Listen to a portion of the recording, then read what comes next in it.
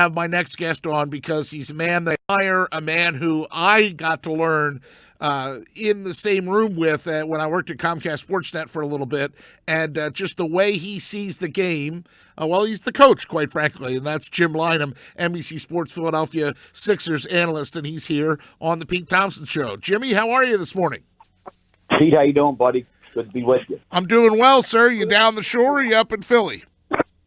No, I'm at my home outside of Philly, sitting here watching British Open golf. Yeah, I've been watching a lot of that myself. It was, I guess we could start by talking about that. It was a shame to see Rory miss the cut yesterday after how much he did to try and, rectify his first round mistakes.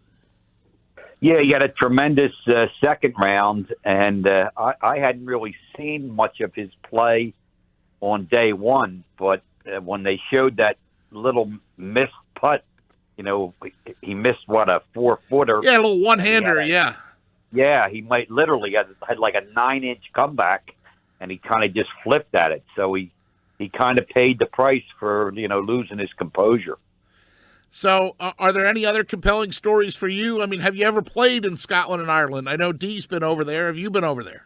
No, it's on my bucket list, Pete, and watching these pictures makes me wonder why I've never made it a point to do so sooner. But my wife and I are definitely going to take that trip. The younger, skinnier version of me was very fortunate. My uncle, my nephew, or my cousin Mike didn't play golf. His son didn't play golf, so he invited me. In '98, I went to Scotland, and in 2002, I went to Ireland. So I've had not one but two golfing trips of the lifetime, and I'm proud to say I've been able to play some of the courses, at least the Scottish courses that are on the rotation. I've played Turnberry, I've played St. Andrews, I've played Troon. I mean that's pretty neat, for a guy who's just, a radio host? No, I would identify with that. It would be a real treat. It's just the whole setting is just so spectacular, and the golf just an added bonus.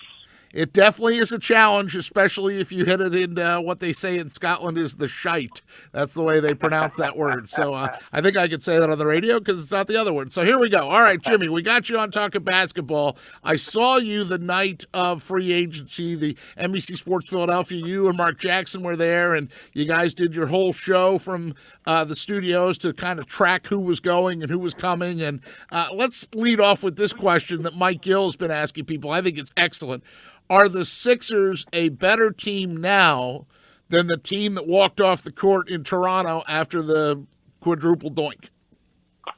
My honest feeling, Pete, would be to be determined. I think, obviously, they've made changes. No Jimmy Butler, no J.J. Redick. So they've lost some offensive firepower from the perimeter, no question. You could make the case that their defense should probably be better, and they were pretty good despite the protestations of the masses from time to time. They were a pretty good defensive team last year, so I think they realistically have a chance to be better there. But what it comes down to for me is Ben Simmons and Joel Embiid. The top teams are going to go as far as their top guys are going to take them. All you have to do is look at Kawhi Leonard and Toronto Raptors this past season. So let's see where Joel and Ben are going to be come October. And, of course, Ben gets that 5-year, $170 million max contract extension. I've seen both sides of the coin on that. I've seen people say, well, what's the motivation for him to learn a shot now? You just paid him all this money. And then I've seen other people say, look, it was a no-brainer. They had to extend him. Whether he can shoot or not, he's still one of the most efficient perimeter players in the league. Yeah, well, there's no question to your latter point that, he's a max player. In terms of not just in terms of his talent, but in terms of his performance. I mean, he was an all-star player, second year in the league at age 21. So hopefully the motivation that you cite with the first point you make will be there. I think it will. I think he's a proudful guy. And like a lot of the truly top players, these guys are, they have an inner pride. They want to be great. And despite the level of his play, he's as aware as all the rest of us, of his shortcomings, and I think you'll see him improve in that area. Maybe not in a one-jump fashion, but it's going to come. Jim Lynam's with us, the coach, NBC Sports Philadelphia analyst, Sixers analyst, and former NBA coach, former college coach, just bleeds the game of basketball. It oozes out of him as we talk a little Sixers. Take us back to that night, Jimmy, when you're sitting in the studio, and the first domino to fall, I guess, was the J.J. Redick leaving. That caught everybody by surprise, including you? Yes, it did. Redick has really been a big part of this success these past 2 seasons. And not just the fact that he makes a lot of three-point shots, which everybody knows, but a lot of the Sixer offense kind of flowed through him. He complemented both Simmons and Embiid, your 2 top players, extremely well. So they'll replace him in the starting lineup with a very good player, Josh Richardson, who they got from the Miami Heat, kind of in compensation with the Jimmy Butler transaction. But JJ will be missed. I don't think there's any question about that. How about Tobias Harris getting the max deal, too? There are some people who are like, well, we didn't really see the real Tobias Harris because Butler was so ball dominant and tended to overshadow a guy like Tobias. Yeah, I might take a little exception to that. That Tobias will have a little bit more opportunity in the absence of Jimmy Butler, yes. But I think, he averaged 19 points a game. So I think he had pretty good, opportunity to showcase, the very, very good all-around player that he is. And I think it was very, very important for the Sixers to retain him, particularly because they didn't bring Butler back. And 2 seasons ago, Jimmy, I remember what issues Al Horford gave the Sixers in that playoff series when he was with Boston and the Sixers matched up with Boston. How about Al Horford choosing to come to Philadelphia? Your thoughts on him? Yeah, I'm going to go both ways with that, Pete. Al Horford choosing to come here and the Sixers choosing Al Horford. A very interesting selection on their part.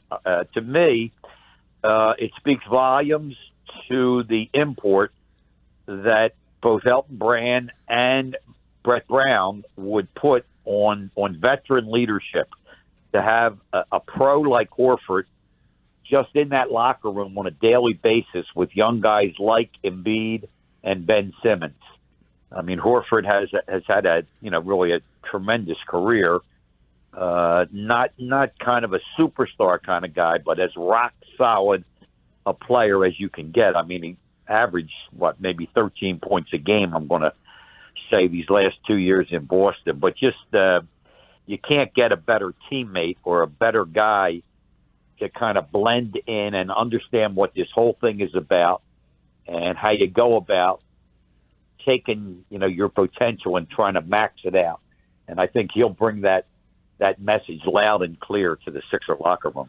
Coach Jimmy Lynam with us on the Pete Thompson Show here on 97.3 ESPN. Coach, Mike Gill and I go back and forth about this a lot, whether or not the Sixers are a destination stop. Is Philadelphia a destination where NBA players want to go? How do you answer that question? Are they becoming that, or are they that already? That's a good question, Pete. I would say if the circumstances are right, yes. I think that the days of when people are flocking, to one place or another, New York and Madison Square Garden used to be the Mecca, and here you have Kyrie Irving and Kevin Durant opting to go to Brooklyn. Granted, on the outskirts of New York City, but it's not Madison Square Garden. Likewise, you look at Kawhi, he didn't choose the Lakers. He chose the Clippers. Again, you could say, well, it's still L.A., but I think there are a lot more circumstances involved now, and you can't automatically just categorize a place as, yes, that's a destination where this next place is not. I'd go back and say Paul George, he opted to stay in Oklahoma City when he had a chance to go, pick his team the previous year. So I think, those kind of knee-jerk reactions, I think they're a thing of the past. Coach Jim Lynam with us. So the narrative for a lot of people, Coach, is that because Kawhi has moved out of the East, LeBron's out of the East, that the path to the NBA Finals is easier than ever for the Sixers. Do you agree with that, or do you think the path is still a difficult one in the East for the Sixers? What kind of path do you think they face? Yeah, I'd choose my words maybe a little more cautiously, Pete. That the path somewhat like more favorable for the Sixers. It's these games, as I like to say, they're not played with preseason predictions. You have to go out there 82 times and prove who you are. I think Boston, and I was never, I think you know this, never as big a fan as the rest of the world with the Celtics. I know they took the Sixers out 2 years ago in that semifinal series, and they had a lot of draft picks and, all the above. But I didn't see like a transcendent talent on that roster. Kyrie Irving, obviously, very, very good player, all-star level, but not a super for me, borderline maybe. But I will say this, that for whatever reason, Kyrie was not a good fit with the Celtics, and I'm not sure I can explain that. But I think in Kemba Walker, they'll add by subtracting. So I expect the Celtics to be dramatically improved this year and get back closer to where they were 2 years ago. And Milwaukee was the best playing team in the entire NBA over the course of 82 games. So I think they'll be a formidable obstacle. That the Sixers on paper would be the favorite for me to get out of the East, yes. But don't expect it to be a cakewalk. Let's close with this. Jim Lynam with us here on the Pete Thompson Show. I know you enjoy a special relationship with Brett Brown. You've been there, right? You've been in that seat. You've coached an NBA team before. You definitely have a unique language that you can speak, that he can speak, and I know you guys have respect for each other. Do you feel like he's been given all the tools now to finally go out, and this is the reward of all those lean years, when he had to go out and apologize or sort of try to explain, what the process was or what the path was to this team trying to have success. Now do you feel like he's got all the tools? And what is your relationship with Coach Brown? Yeah. I mean, I consider Brett a good friend. Obviously, I root for him. I think he's a terrific coach, and I say that not because of friendship, just based on observation and watching his team play every night. But yeah. I mean, I think they have a lot in the way of firepower. But I would finish, Pete, by saying, there's no perfect team. Their shooting is not what you'd like it to be. Is it adequate? We're going to find that out. So it's not like snap your fingers and just push this team out onto the court and expect them to roll to 60 wins, in an Eastern Conference championship. That's not, how it works. So there'll be, bumps in the road. There'll be challenges. They'll have to figure some things out. It's not a snap of the fingers as to Al Horford being on the court for sustained periods of times with Joel Embiid.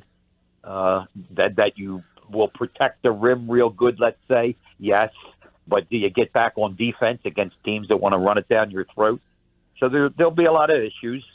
But yeah, I think the Sixers, the bottom line to me, they're in a good spot, and they have a very, very good chance, of finally, attaining their goal of playing in an NBA championship series. Well, one thing I know that's a given, Jim Lynam will be there breaking it all down, and we're so thrilled, and I'm so thrilled personally to have you on the radio and talk to you a little bit. We even got a little British Open in there, buddy, so now you go back and see how J.B. Holmes does and how the rest of the field does, see who takes the lead after 3 rounds.